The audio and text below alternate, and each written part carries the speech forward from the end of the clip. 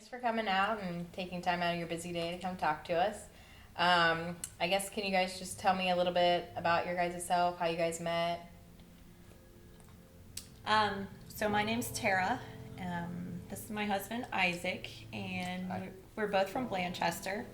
And we first met each other in kindergarten. We went to school with each other through elementary, middle school, high school. And then he went to college at Cincinnati State, and I went to moved to Columbus and Ohio State. And after I moved back from Ohio State, we ended up getting married and starting a family. We started in Fayetteville, and then we ended up moving back to Blanchester, closer to our family. Okay. So tell me about your family. How many, you guys have 3 kids? Yes. So, Chloe, she's the oldest. She's turning 9 in 4 days. And then MJ, our little star there, he's 6. And then Hunter is 3. Okay. And yeah, so MJ became our October story. My sister actually knew you guys and kind of was the one who submitted this story about MJ. Tell us a little bit about him. What kind of kid is MJ? He's a very compassionate child. I always say he's going to make the best husband, because when I'm getting ready to go places, he will be the child that looks at me and says, "Mommy, you're so beautiful." And I'm like, "Oh, I hope he just marries the best woman," because he's just the most compassionate little boy. But he loves sports. He plays football, he plays basketball, he plays baseball. He has lots of friends. I mean, he's just your average first grader. You know, he's doing well in school, and he's had a lot of struggles through, conception and infancy and preschool up until now. So he's had a lot that he's went through, but he still just has the most positive attitude. He doesn't complain. We're blessed to have him. So walk us through kind of what happened with MJ. I know you said he just kind of had a headache. Was the first symptom that he had? Yeah, he was actually the first one that knew about the headaches. Yeah, so just one evening coming home from football, he said his head started hurting. So I said, okay. And he usually don't complain. So when I got home, I said something to Tara. I was like, he said his head hurts tonight. I was a little concerned at first, but we'd been playing football and wasn't for sure what was going on. This is his first year of football. So we kind of not necessarily wrote it off, but was like, okay, let us know how you're feeling and stuff. So I think it was the next day when he come home from school is when you noticed the fever. So I called the pediatrician because he had the fever and wasn't feeling well and tired with all the COVID stuff.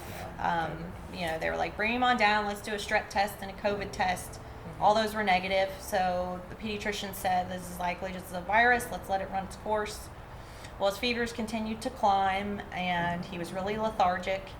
And then that Saturday morning, he had developed a rash, and he was having trouble walking. Like, he couldn't walk up steps, and he was holding on to things. And I thought, okay, this isn't just a virus. So I took him to the emergency room.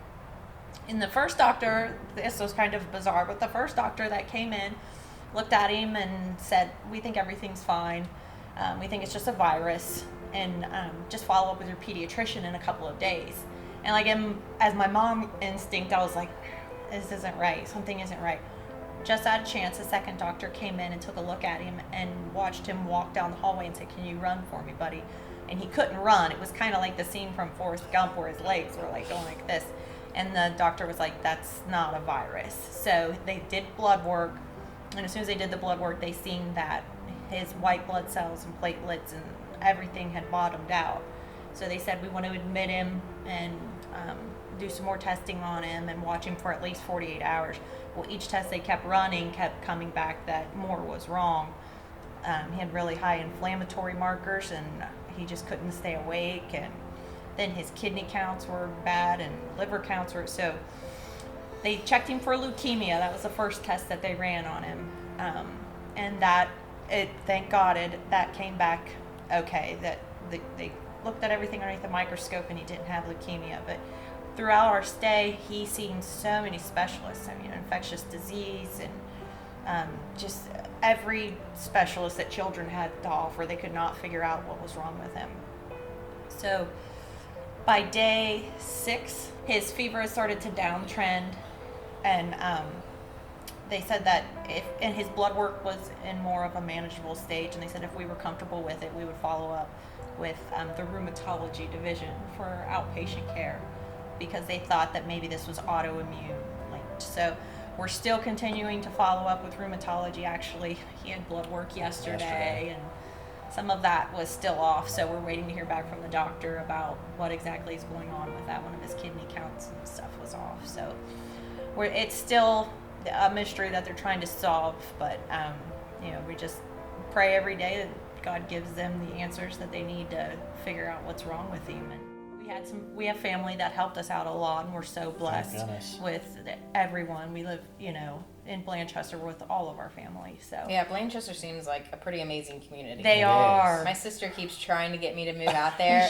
You and should. We take care of each other. You guys really do. Like, Yeah. Blanchester's pretty amazing. The way, like, everybody's kids, I feel like, are everybody's kids. Yeah. Like, when I go to the football games, I feel pretty safe with my girls running off and playing, because it's like, Yeah. everyone, even though I don't live there, they know, like, oh, that's Stephanie's. Yeah, nieces. we And, all- like, We all keep an eye on each other's kids. yeah, and it's pretty if one goes to the community. concession stand, they all go to the concession Yeah, stand. exactly. So Yeah. it is. It's an amazing place, and we were blessed to go through what we did in such a great place.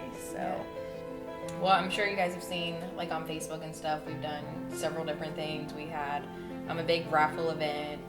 We did the Blanchester Skyline event, which Blanchester Skyline told us it was, like, the biggest one that they had. So it just shows you how much We your appreciate community it. Oh. loves you, because they all showed That's up. making me cry. It was, it was pretty amazing to see. And every time I went to a table, I was like, oh, are you here for, they're like, yeah, we're here for MJ, because, like, I thought maybe Yeah. some people would just be coming in to eat at Skyline, but no, literally everybody there was like, yeah, we're here for MJ. We're here for MJ. So that was really amazing to see. We also did, like, a little virtual 5K race. So we've been really busy, and we were so happy to help you guys. I appreciate that very much. I do know you guys were saying, your other kids, since MJ was in the hospital, and you didn't want them to feel kind of left out a little bit, so we wanted to do something that was kind of like for your whole family. So we actually got you guys a night stay at Great Wolf Lodge, Oh. so that your kids and you guys can enjoy some really good quality I love family that. time. Go to the indoor pool. We've had, the community of Blanchester and everything, we had so much support and love given, that we were able to help with medical bills, and we have a check for $5,000 for you guys to help. Thank you guys. Thank you very much. You're welcome. It was pretty amazing to see such a community come together. They really love you out there. And MJ seems like such a great little boy. Thank you so much.